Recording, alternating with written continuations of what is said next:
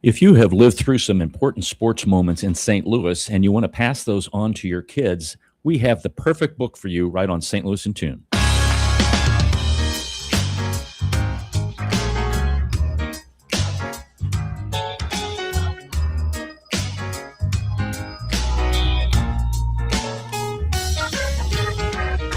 Welcome to St. Louis in Tune, and thank you for joining us for fresh perspectives on issues and events with experts, community leaders, and everyday people who make a difference in shaping our society and world. I'm Arnold Stricker, along with co-host Mark Langston. Mark, what's happening? What's happening? What's happening? Well, we'll probably get to this later, but it's National Crayola Crayon Day. Ooh. Yeah. Did you remember that box that had the sharpener in it? Yeah. Oh, yeah. That was like the one everybody wanted, but that sucker was so expensive. Yeah, too expensive. I just got the 8-color one. Did you? Yeah, that one I think was like a 25 or 50 color one or something like that. Did you ever get in trouble for like using Crayolas on your walls or your furniture or anything? My parents like never found out. They never found. Yeah, I blamed it on my brother. They didn't. Oh, it's your brother's fault. What are you doing that for? What's the matter with you? I know. Yeah, I got in plenty of trouble all the time. Well, folks, we're glad that you've joined us today. We want to thank our sponsor, Better Rate Mortgage, for their support of the show. You can listen to previous shows at stlintune.com, where you can follow us and even leave a review. Our thought to ponder today: creativity requires the courage to let go of certainties. Oh. Creativity requires the courage to let go of certainties. You are the wise one. Well, that was Eric Fromm. He was wise with that. And sometimes you have to kind of break out of the box to get to a different place. And our guest is kind of like that. He's like broken Eric out of the Fromm. box. He's hotter than fresh tomato soup at a drywall bonfire. And the play-by-play voice that your grandma loves, Joey Zanaboni. Welcome to St. Louis in Tune. Hey, Arnold, Mark, great to be with you guys. Joey is the play-by-play announcer for St. Louis City SC and the St. Louis Ambush. He's previously served as a commentator for 8 years in independent and minor league baseball. Independent baseball, a really kind of wildcat out there and not well known, but a really good show. He's a lifelong St. Louisan. He's lived, breathed, and sweated through many moments. In the book that we're going to talk about, his work has been featured by USA Today, Washington Post, and ESPN. His commentary for St. Louis City of Major League Soccer can be heard on Y98 and Apple TV. It's great to have you in. The book, St. Louis Sports for Kids. Wait. Is the St. Louis Ambush still doing stuff? Yeah, in the playoffs. Listen in Wednesday at 7 I didn't even know o'clock. they I believe. existed. I know. Family Arena in St. Charles. Come on out. I've been with them for 5 seasons. I knew they were years ago, but I didn't know they were still around. Yeah, me and my lifelong friend Matt Rocky, we've called the games for 5 years, and yeah, that was actually my first soccer stuff really over the air in St. Louis. My first year we were with KTRS, and we've been on CBS Sports Golazo and Major Arena Soccer League TV, Amazon ever since. Is that in the Family Arena? It's the Family Arena, yeah. Okay, so there you go, folks. I didn't know. I didn't know the Ambush was still around. I knew him from back when I was a kid. Well, that's why you pick up a book like this, St. Louis Sports for Kids Forever Learn the 314. The Ambush are featured multiple times actually in this book. Well, yeah. And it's 20 different sports, everything from the super obvious sports like chess and corkball to the less obvious sports like football, basketball, baseball, that kind of thing. Yeah. And I love those obvious sports. The obvious sports and the stuff that slips under the radar as well. You mentioned independent baseball. We got some good independent baseball stuff in here about the Rascals and the Grizzlies. And trust me, I got a million stories I got from my time in independent baseball. I actually started with the Rascals back in 2014 and then ended up in Illinois and Texas with some teams through the years in South Dakota. And yeah, I got a million stories from that. Okay, time. now so you're a St. Louis, and I'm not going to ask you the question, so don't worry. Oh, where did you go to school? But you did you go to Rockhurst? I did go to Rockhurst. I yes, figured sir. because I know you got your degree, UMKC?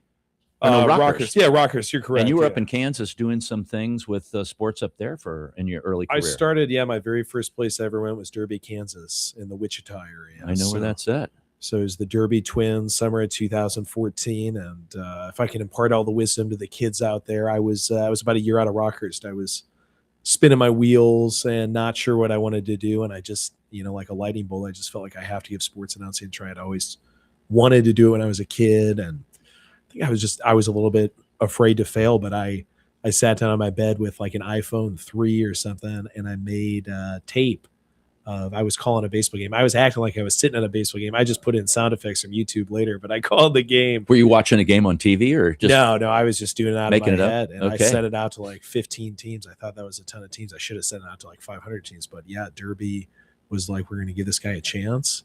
And it was a great summer, and I just kept going from there. It was 2014, and I felt like I can at least do this till 2020. So just proud to be doing it in 2026. So Wow. who did you listen to? Who was like the switch that flipped in your head? Like, man, I want to do that. Ken Wilson, Okay. blues. Yeah, for me, it was definitely Ken. Just a huge fan, and About a style or how he described the game? I think or it was what about everything. And it was back when the Blues were doing simulcast radio and television, and they just started doing that again this year. But Ken was basically a solo broadcaster, and just how he was able to use the words to bring the game to life, and the fluency and the tone and the exciting calls. And it just made my hair on the back of my neck stand up. And that was when I was like 6 years old. And when I got to be about 21, 22, and I got that same feeling again, I always say it was kind of the voice of Ken Wilson that came back to me. And I just wanted to give it a whirl, and just kind of take the bumps and bruises of doing it. But I didn't study it in college. I was at Rockhurst. I was an English major. Mhm.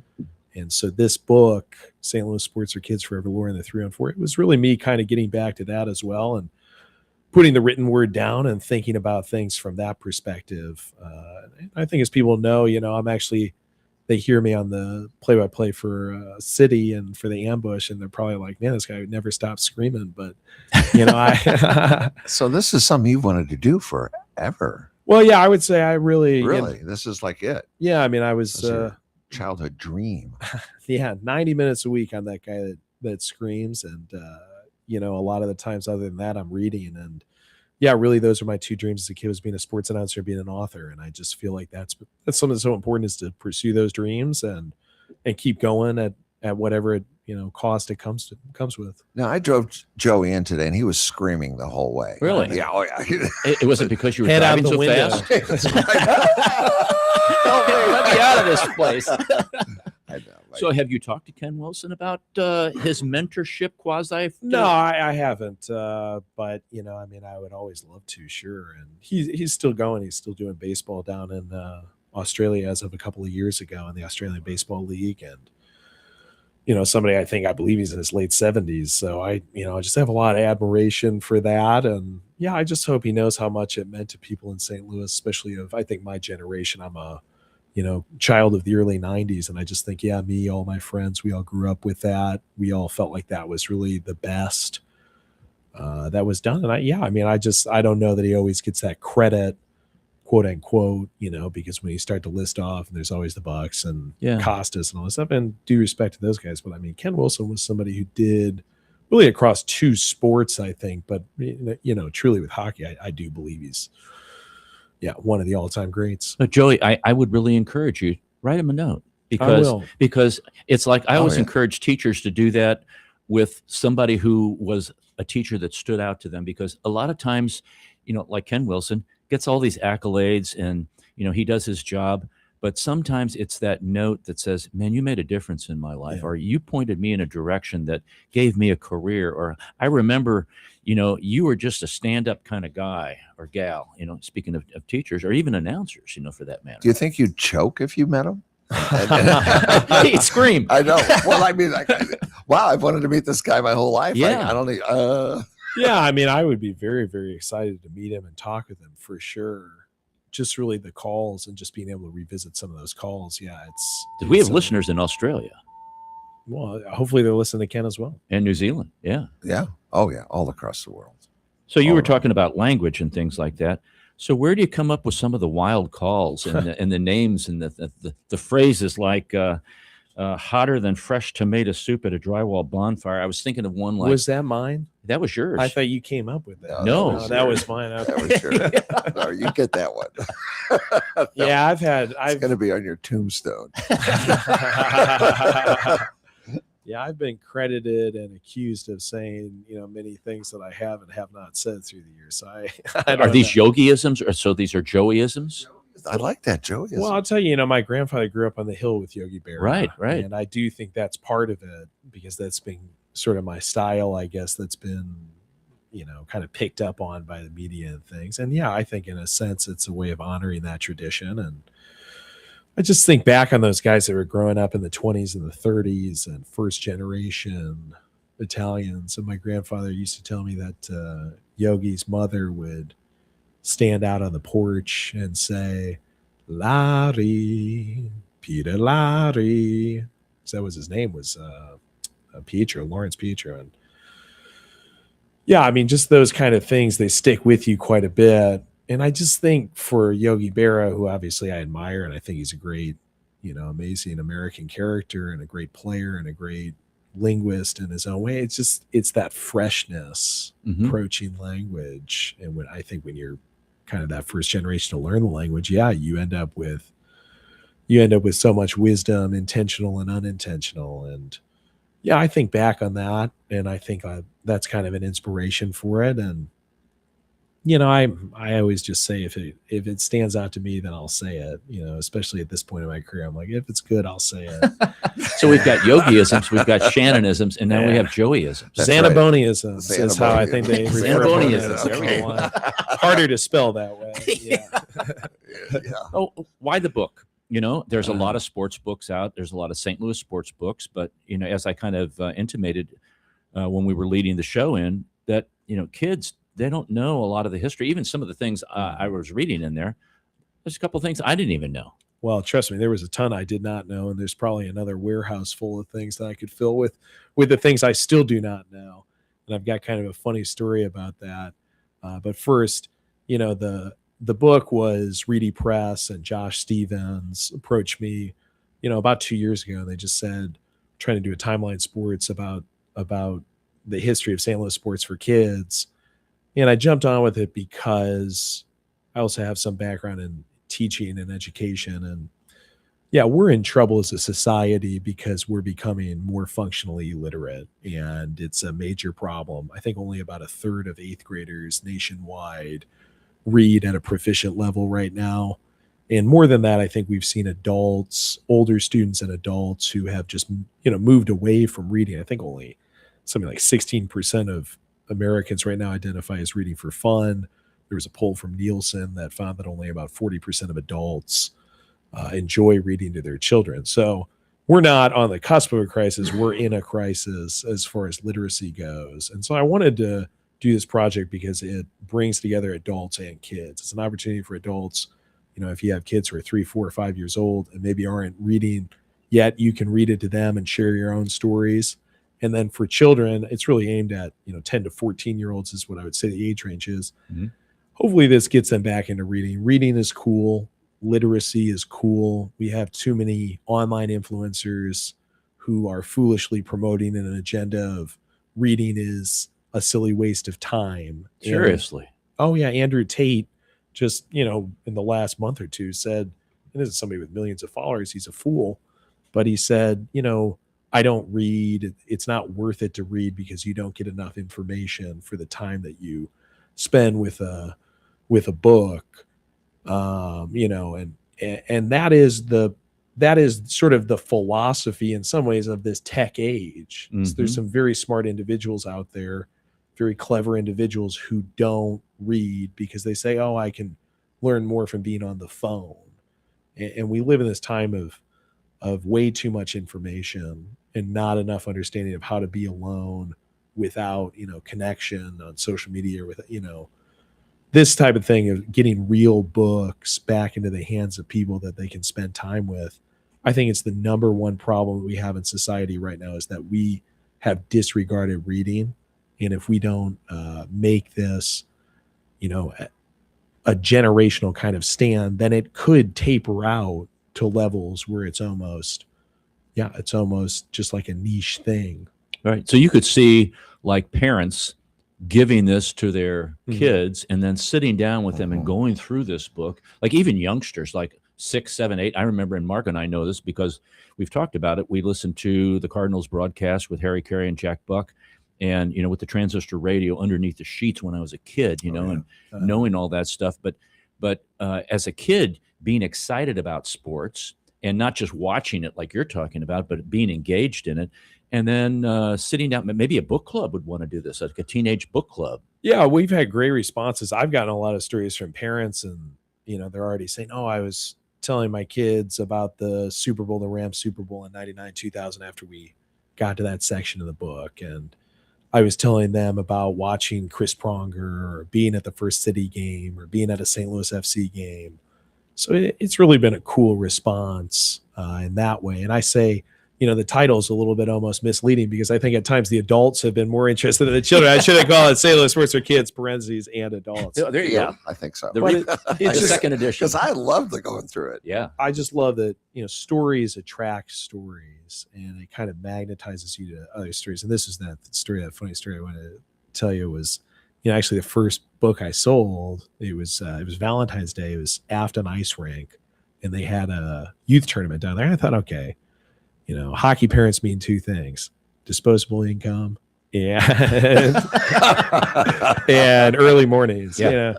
And usually I consider 3 p.m. a lot of the week to be kind of an early morning, and I go down there with a sack of books and set up a table. I'm kind of bleary eyed, stumbling around a little bit. And this guy comes up to me and he just goes, "Hey, what's the book about?" I was like, it's sports history for kids, 20 different sports. And he just looks at me. He's like, my kids should know about that. And he pulls out some cash, and I just say, "Yeah, hey man, hold on a second. I gotta find you some change here." And kind of scramble around. I'm looking over my shoulder, and I'm like, why do I know this guy? Did I meet this guy like 5 years ago? And just, there's something so familiar about this guy.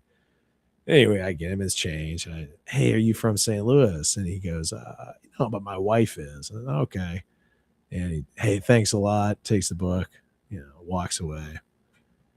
About 5 seconds later, this guy taps me on the shoulder and he goes, "Hey, wasn't that Jim Montgomery, head coach of the Blues?"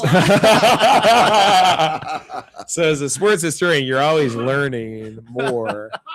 You're always learning more. And I was like, "Oh, that's a great story about how I sold my first book. I think it's a good sign." Yeah. I would say so. Seeing people out of their element, though, is Yeah. always different. Well, yeah, if he's not behind the bench of players, Right, that's right. how I've always identified Jim Montgomery. As well, there's a bunch of players in front. He's another hockey dad out there, I guess. Oh, that's that cool. And that was your first book. That was my very first book that I sold. That's a good omen to have. And That's a great story. I think so. Yeah. I'm a little bit embarrassed about it, to be honest with you. That you but- didn't recognize. Listen, I'm a St. Louis sports historian. I'm not in the Right. modern day, Yeah, but you could have said in the story, yeah, and it was Jim Montgomery, and I talked to him Right, about the Blues. right. Yeah, We that's- appreciate your Well, I honesty. just thought it was funny. This It hey, is. wasn't that Jim Montgomery? I was like, yeah. Oh yeah, that was him. Yeah. I knew biggest that. Yeah, biggest surprise in you writing this book? Biggest surprise that I wrote this book? No, Did I surprise myself? That Yeah, a you little found bit. out. That you found out. Yeah, that you got done with it. Wow. I mean, yeah, it was a lot of surprises, even in sports that I felt like I followed pretty closely. Mhm. Cardinals, baseball, and things like that. So, yeah, I mean, really every section. I tell people I learned more about chess and wrestling from this than I ever knew in my life. Kind of opposite ends, honestly, but I went down there and, ended up after I finished writing the book, going back to the chess museum and watching a match and things like that. So I learned a ton about those two sports. There's a lot going on with the chess, isn't there, in St. Louis? Oh, It's a big deal here. it's that I- become, and I think I don't think I've been down there. a few years ago, it was Mizzou, SLU, and Webster were the 4 teams of the Final Four. And I think Mizzou just won it this year, the national championship. So it's become this area, the hub of collegiate chess for sure. Webster's won, like a dozen national championships. And yeah, I mean, it's become really big. I'll tell you one thing that I was surprised about. I just did not know this, even though it's kind of a fact, but I didn't really realize that Sonny Liston was affiliated with St. Louis. He moved up here as a teenager and actually learned to box in the Missouri State Penitentiary. And then he was in St. Louis, and he pretty quickly rose through and, became this legendary boxer. I just didn't know that. Mhm. And what a boxer he was, what a fighter. And yeah, it was something that just surprised. Wow. Interesting. It is interesting. And he learned in the pen. State Missouri Penitentiary. State Penitentiary. Yeah, there was a reverend there, I believe, that actually taught him to box. Wow. Who Mr. Arnold knew? Stricker with Mark Langston of St. Louis in Tune. We're talking to Joey Zanaboni and getting some Zanaboniisms from him along the way. Let's see what I have written down on the forearm here. Yeah, we're talking about his book, St. Louis Sports for Kids. And folks, you can get that at readypress.com, readypress.com. Look that up, and you can find that. It's a recent release. What was it, a year and a half, 2 years to write the book? About 20 months, yeah. Okay. And when you go do research... That's kind of fast, though. Isn't that kind of quick? Yeah. I mean, I've heard some people go, I worked on it for 20 years. Months. Yeah, 20 years. But people, some took people, doing the research is tough. 30 years to live and 20 months to write, to paraphrase Bob Dylan. Love it. Another Joeyism. That is a quote. I just give Bob some credit on that. And yeah, I mean, it was a labor of love at times, but it really was. It was drawn from personal experience so much, where I do think there was a lot of it, and there's some personal reflections in there and a little bit of poetry and things at the start. But it was, those are the things that I kind of was like, all right, my generation was more Kurt Warner, right? Than the St. Louis Cardinals. So I was a little more interested in that stuff. Because they were winning. Yeah, what a year that was. And I was I was born in St. Louis, and my family actually, when I was a kid, we briefly lived in Nashville. Okay. And actually that was the year we lived in Nashville, and it was the Tennessee Titans versus the Rams. Oh, bummer. I was in a class of 30 kids. I was the only one wearing a Rams jersey. I'm surprised you even wore it there. I know. We made it through. Luckily, we won. I'm glad they won that one. I've had a chance to tell by that. inches, wasn't it? I told that to Mike Jones. I said, thanks for making that tackle, my friend. Yeah. It meant a lot. Because I was the only kid with a jersey. So you go through, you say, I've got each of my 20 sports here, and all right, what moments do I need to do, or what?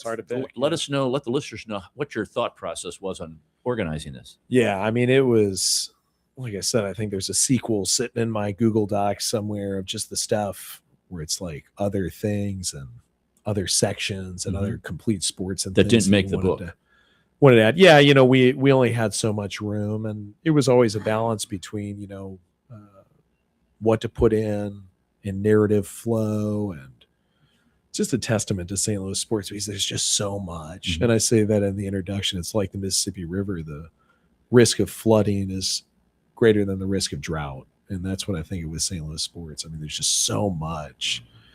Yeah, there is. I mean, incredible. It's got to be hard to navigate through all that. I think part of it is that like these athletes, they come here and then they just stay in St. Louis. They love St. Louis. They're, friend of mine, Reed Lowe, he's from Moose Jaw, Saskatchewan, I think. And it's like, yeah, I love St. Louis. He's going to settle down here, become part of the community down here. And he's worked with youth teams and all this stuff since he's retired. And like, that's so cool how many people we keep in this community, because it's such a great community, and just that greatness, you want to honor it. So that was always my primary objective of just saying, I want to honor the community and the fans that make it, this great place to play and work and all that stuff. And yeah, I think there's plenty more to discover and plenty more to share. And I hope that that's what parents approach it as, and aunts and uncles and grandparents who buy the book for the kids. It's like, you can read this and say, this is where I was at that exact moment that the Rams won the Super Bowl, and when Mark McGuire hit his 60-second home run and all that kind of stuff. And that's something that I hope happens with the book. And I think, some of it as well became getting the pictures and kind of organizing the pictures. And we have great local photographers. St. Louis Chess Club donated, World Baseball, or pardon, the World Chess Hall of Fame people donated their baseball pictures. Great local photographers like Justin Barr, Carrie Ogle, Derek Burgess. And I would be like, oh, that's a cool picture of such and such. Well, I got to get that in the book, So then I was like, all right, let me kind of put that a little blurb around that. Right. And credit to them as well. And does Reedy Press help with those kinds of approvals and things, or did you have to do all that yourself? Yeah, we did. I mean, I did quite a bit of it, and then they had some photos that they were able to get, licenses for as well. But I was able to reach out to a lot of folks and talk with them and basically just say, this might be a bit random, but I saw you had a picture with, or a picture of, and yeah, I mean, it was cool to see people be able to go through their memories like that, and that was a significant portion of the time of the 20 months was kind of getting photos and working with people and getting it all. But I'm just thrilled with the way that Reedy put it together and how it turned out. They did a fantastic job, and yeah, it's a cool thing to see the end product. Did you do interviews with individual people in the book or groups? Like, obviously, the Chess Club, you talked to them. Yeah, we had some opportunities just to reach out to folks and find out what was important with them, and find out, hey, this is what they wanted to talk about, and talking to some of the photographers as well. One thing again that I did not know that much about was dirt track racing, and they have the Dirt in December down at the old football, Dome of the Americas Center, and it sells out like it's huge. I ended up talking to Derek Burgess, who's the president of the dirt race track racing Hall of Fame, and yeah, I mean, it was really, really cool just to learn about that and see. And as he says in the book, it's not always that well known around here, but we have these great tracks and we have this unbelievable sport. And of course, the Wallaces and these other folks who have come here and raced here, Wallaces are from here. Yeah, it's cool to be able to connect with people. And I wanted to do that. I wanted to put in sports that are a little bit off the beaten path or some of the moments. And I tried not to restrict myself to just the big obvious things. There's some stuff you have to talk about and put in there, but I wanted to get in and kind of learn a little bit more about some of the sports around here that's not as well known. So that was cool to explore with guys like Derek, and I was able to draw on some inspiration more than kind of direct interviews, but just with the people who have come on to the city broadcast. We've had Kenny Wallace on there, Jackie Joyner Kersey, Chris Pronger, who's on the back cover of the book. I mean, it's really cool. And then you kind of learn about it a little bit and say, oh, this is why this person stuck around, or why this person has done so much for the community. And that became something that informed what do I want to put in? And yeah, it ended up being a lot of work, but it's worth it in the end to be able to pass that along. Yeah. But for an English major, that's your goals. I'm used to staying up late at night. Right. Yeah. Grading papers. those two goals that you have of pushing reading, and then the goal of highlighting St. Louis sports, colliding together here in this book is just amazing. And great pictures to go along with it. Well, I appreciate it. St. Louis Sports for Kids Forever Lore in the 3 and 4. It's something that we need to make sure is still forever lore. The 3 and 4. Right. Keep it going. Right. I really like some of the sports that you touched on, like the dirt track racing. There's kids. I've done that. I've been a fan of that for years, and it's a big deal. You go down to the I-55 Raceway, or there was one in St. Charles for a while, over in Granite City. Anyway, it's big, and they pack them in. And as a little kid reading the book, I think, and my mom and dad dragging me to one of those races, it's great to see it in print, because I don't know where else you're going to find things like that in print.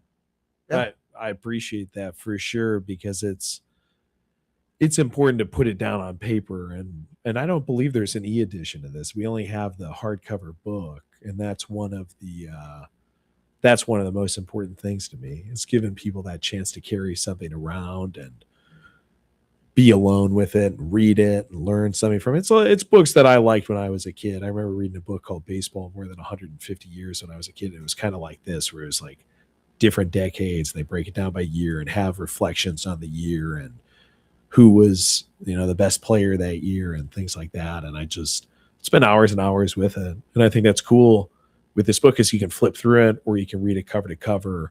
It's aimed at 10 to 14-year-olds, but really it's I think for all ages. Yeah, right. I enjoyed it at my age. And he's beyond the 10 to 14 year age. Well, yeah, it's good for 37-year-olds like you, Marcus. Thank you very much. Oh, let's take a break, Mark. And we're going to come back and talk about a couple more things with Joey. This is Arnold Stricker with Mark Langston of St. Louis in Tune. Don't go away.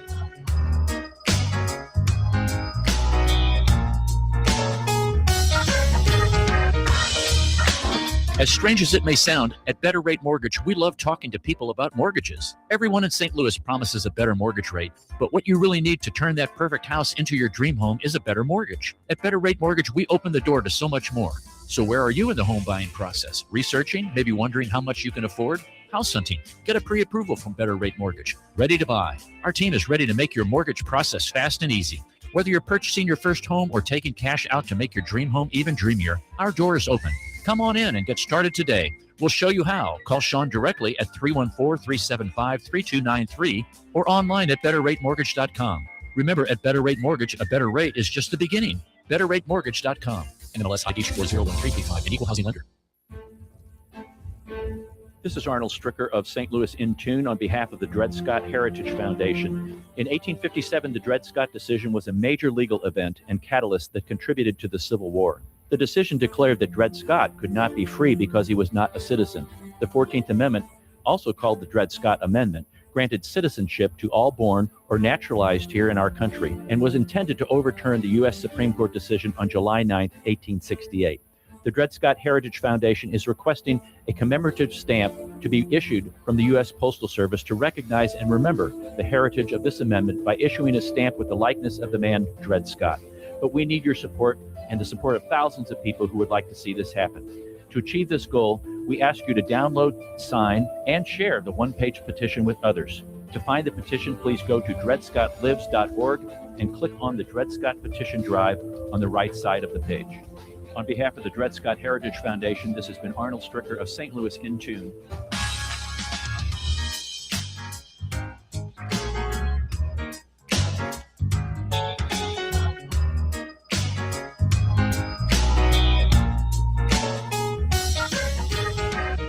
Welcome back to St. Louis in Tune. This is Arnold Stricker with Mark Langston. Mark, here are some Zanaboniisms. Oh, good. Here we go.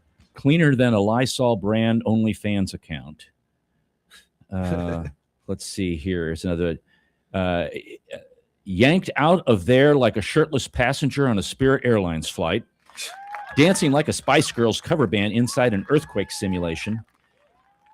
And I didn't know if this was a catchphrase of yours. Lock it, cock it, rock it, restock it. LCRR.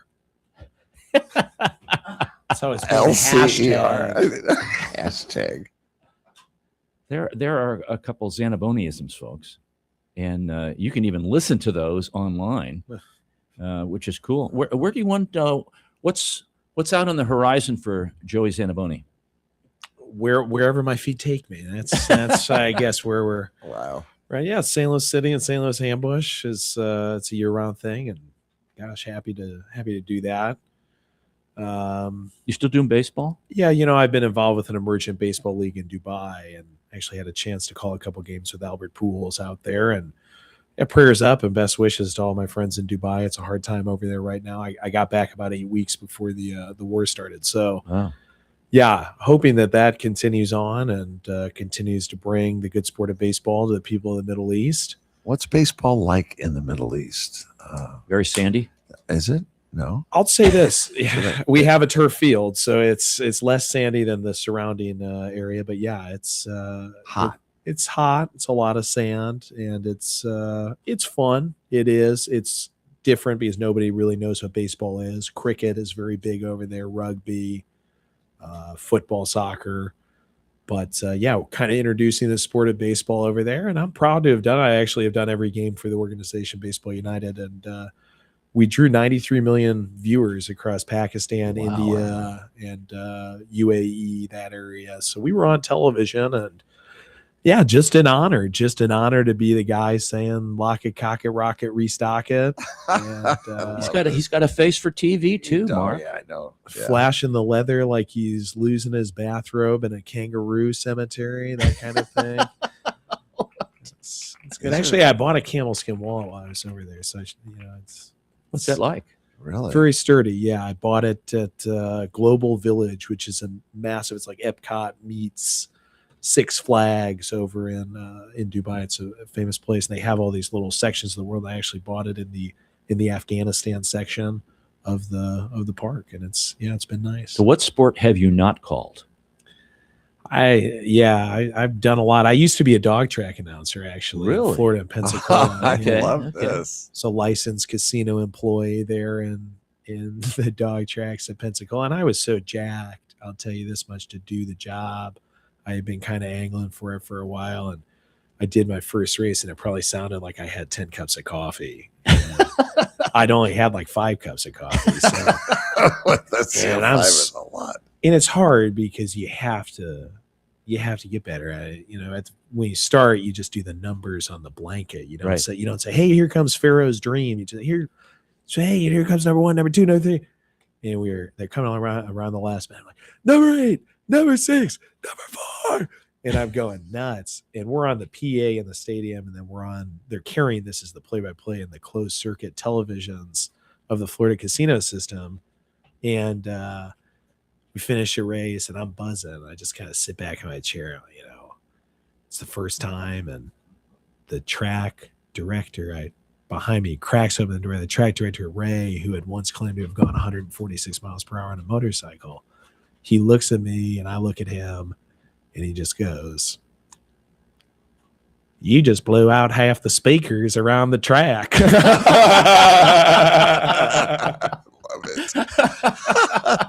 And I said, "Oh, you can only go up from here, right?" And yeah, it was great. I mean, I call that period of my life searching for Bax McFasty. He was the all-time course record holder on the 540-yard Navy course, 29.34 seconds. So as I look to the future, one day I would actually like to write a memoir about some of those stories from independent baseball on the dog track. And I think I'm going to call it Searching for Bax McFasty. But you have to be excited. You can't. Have you listened to a sports game where, some of the college basketball games now on television? This is why I like radio announcers, because they have to actually call the game. They paint a picture. Yeah, and the others, they're just talking about their stories or Right. other kinds of stuff like Right. that, and it's not enjoyable for me as a listener. I'll turn them off and watch the game. I can do that. John Rooney is one of the greatest sports announcers, I think. If you listen to, he paints a picture He does. of their uniforms, what they're doing. I mean, it's just amazing. Yeah. If you just take a moment and listen to what he's saying. I think Harry Carey and Jack Buck used to do that too. Yeah. And John Rooney's kind of followed with that. Ken Wilson did that also. Yeah. And you're there. Mhm. You're there Yeah, in the they stadium bring while you you're right there, and while you're you not don't there, need you the know? TV. Yeah. I know. When you do the dogs, do you do it by number? You don't do the dogs name, like By the time Rover's coming around lane, Right. Here comes Spike. REM Twisted Sister. Yeah, A lot of them were named after like combinations of rock bands. So you do the number, not the name. Well, by the time I finished, I did about 125 races down there. By the time I finished, I felt much more comfortable getting the names in. And then it was actually made illegal in Florida. And a guy came to me with tears in his eyes. It was at the end of our spring season. And he said, they're going to shut us down. And it was quite moving. He had worked there for 25 years and did this great job with all the production. And I felt saddened by it in many ways, because it was like a social club, for people down there. And I thought the dogs were pretty well taken care of. I mean, they had a vet and things that would monitor them. And it just was kind of a changing of the tides. But I mean, it was one of those things. There were many times on the dog track, many lessons to learn. And I think probably my favorite story was there was one where it was just raining. It was raining like a torrential. Cats and dogs. It was raining cats and dogs, and the dogs were out there running. And we had this little thing. It was a stuffed bone that they would chase called Swifty, and I could see Swifty was starting to spark up in the 5th race. And I was like, are they even going to drag around Swifty in the 6th race? Now it went, really fast, this monorail thing. And that was how you started every race, as you go, here comes Swifty. And Swifty would shoot out I love it. around the track. And so I was like, here comes Swifty. And out of the gate, it's Pharaoh's dream. And I'm going, and I'm looking at it, Swifty starting to spark up again. It died 3/4 of the way around Oh, the rail. no. All the dogs stopped and just started shoving at her. He said, all right, Oh, race results are void. Please claim all refunds no. at the window. No. Oh, that's terrible. That's just terrible. I was just glad I was up in the box. I was sipping coffee in the box looking down. They had all these, I guess they were college kids that worked at the track, and they're out there in yellow rain slickers. They're shoveling so they can canal the water off the Oh, track. Oh, man. It's the grounds crew at the dog track, the Perdido Key Pensacola Greyhound Racing Track and Poker Room. I was never the most famous person associated with the track, though. I was a virtual unknown. Boston Rob from Survivor used to come there and play cards. He was always the celeb of the track. But I was honored by this. I did at the end of my tenure. I was on the list of the 80 best dog track announcers under the age of 80. It's a shorter list than you think. Let's hear it. I graciously accepted that on behalf of my mentor Larry, who is 83. Wow. He taught me everything I knew. He did one race. I thought it was the Dachshunds that raced. No. Yeah, Sparky or Here Sparky? comes Swifty. Swifty became Sparky. Yeah. I love that. Oh, folks. That's good. Yeah. You got to check this book out. St. Louis Sports for Kids, available at readypress.com. Joey Zanaboni's first book. Joey, great book. Thank you. We want to thank you for coming in and talking to us about it. Yeah, it means a lot. It means a lot to get the word out about this. And you can follow along at Joey_Zana. You can visit Reedy Press at their website and across social media, readypress.com and Reedy Press across socials. And yeah, honestly, just hit me up on social media if you want a book, because I come and hand deliver it to you and sign it for you. It's available in bookstores. It's available at Schnucks, and makes a great late St. Patrick's Day gift, or a great late President's Day gift. I know there's not a lot of people that are running people down. Or early Memorial Day gift. Yeah, or an early Right. Flag Day gift, or Christmas is coming. Christmas. Early Easter gift, or Christmas Passover. in July. It's an early Christmas in July. Yeah, there you gift. go. Yeah. That's a good one. Oh, Yeah. yeah. Christmas in Christmas July. in July is So always good. It Forgot can about be that. used across a number of occasions, as you can see. That's right. It's completely flexible like that. It's not flexible in other ways. It's hardcover. You can do a lot more than just read with it. You could use it as potentially, if you need something to kind of hold something up, it's that sturdy. Right. Yeah. Props. So either way, just hit me up. But most of all, read it and enjoy it. And let's make that the emphasis now in society, is to get back to books. St. Louis Sports for Kids, forever lowering the 304.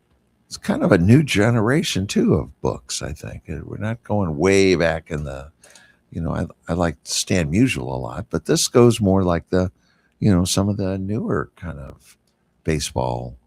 Even does a lot of history things way back. you Right, know, but which is nice. Yeah, but there's things about good. It's a smattering the Rams. to kind of Modern get you times. interested. Yeah, as modern well. time. Thank Yeah, you. yeah. Thank you for that.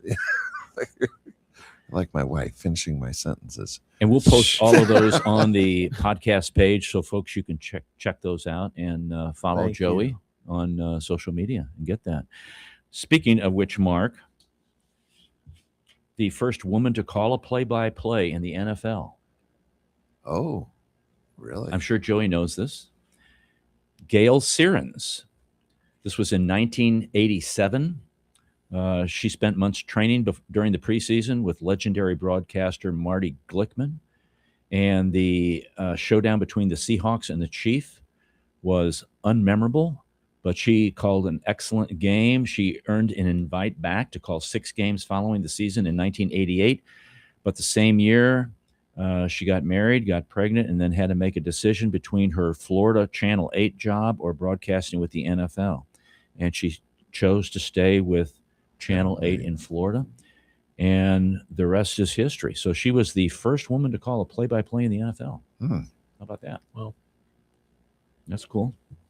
It's too bad nobody has kind of come after her. There apparently has been. Okay. I didn't read down that far, but let's see. Beth Mowens became the Beth. second female announcer. In 2015, she did a NFL preseason game. Yeah. but that's Yeah, I like the play-by-play stuff. it's always like chick on the field, or it's like be in the booth, Right. Get the guy down on the field or Yeah. something. Yeah, What's right. what's the deal here? Right. Why do you have to do that? True. Doesn't make sense. No, not much makes sense. So go back to our days that you have, Mark. You want to go? Okay. Yeah. All right. What do you got there? Let's see.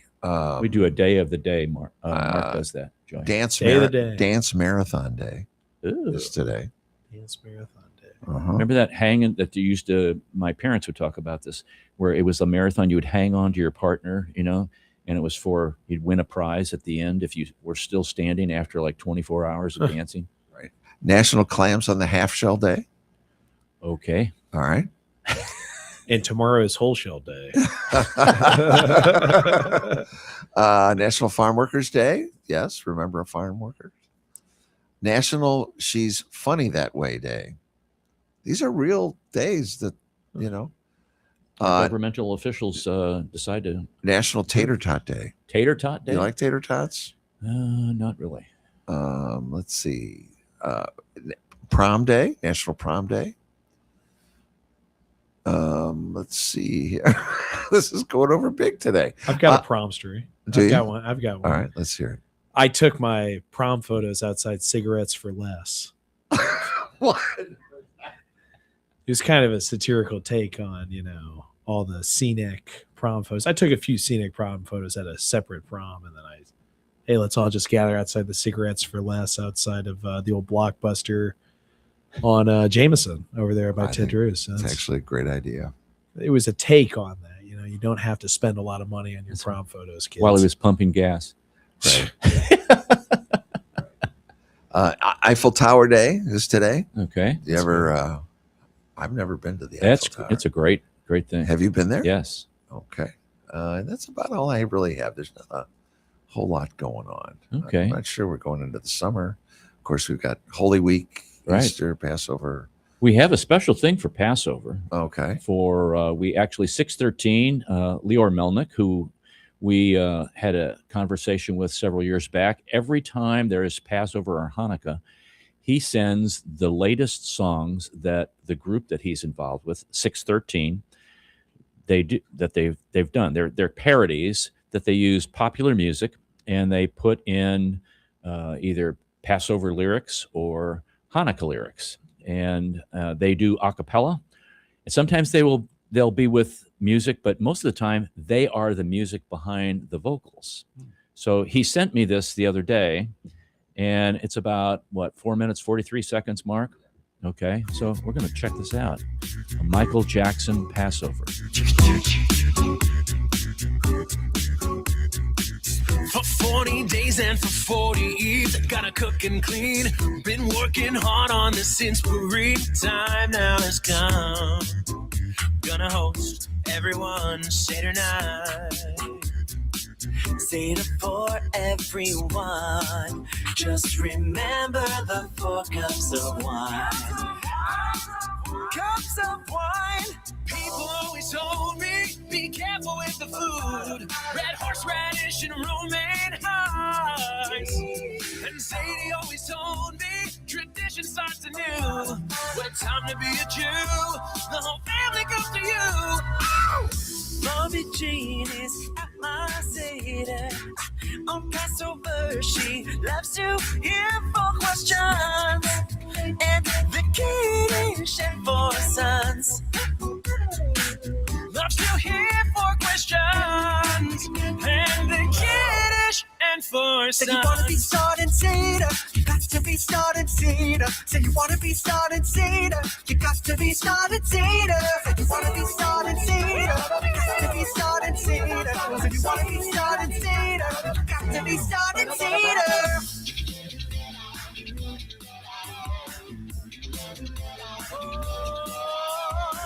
Pharaoh said Moses, don't you come around here. You Hebrews are our slaves, you God, you do not fear. But we were tired of this life, filled with blood, sweat, and tears in Egypt. So Pharaoh, watch out, cause our God has a plan. Our nation won't be ruled by such an evil man. You're done being tough, better give the command to beat it. Live as fast as you can from Egypt. All the Jews are leaving Egypt. Oh, can't wait for the time, leaving that night before the sun or once again rise in Egypt. In Egypt, leave Egypt, leave Egypt, leave Egypt.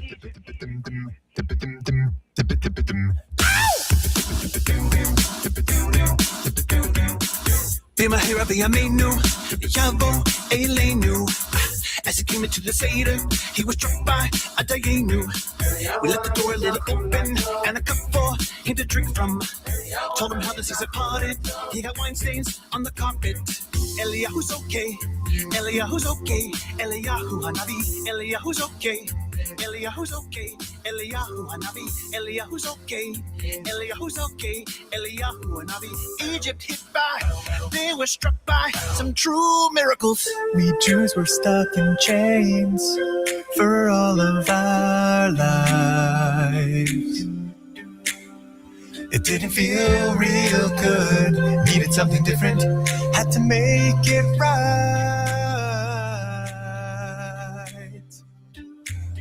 A little piece of chard, aroma that is hard. Bitter herbs in a bowl. We gotta eat up, tear up, recall the lows that we felt so long ago. It's why we all had to go. I'm thinking about the meaning of horror. I needed more than just this grain. A deep message, but it tastes so bitter.